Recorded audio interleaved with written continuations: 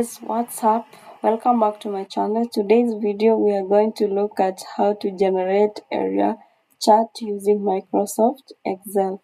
So this is the kind of data that we are going to use, and it has identifier, it has location, gender, age, and crop, farm size, yield, income, and fertilizer. So we want to look at or we want to generate area chart where we are going to use farm ID and the yields.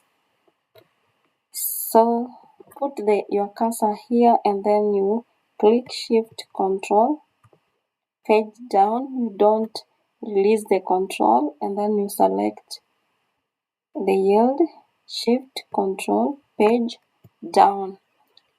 Come to Insert, click Insert, All Charts. We want area, we want this area chart.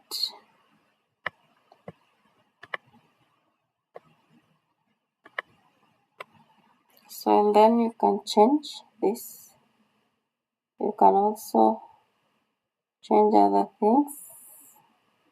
So you can have to show your data, you can have it as call out. Call out is making the chart to be very ugly. So you can have it as show, or even you can remove them.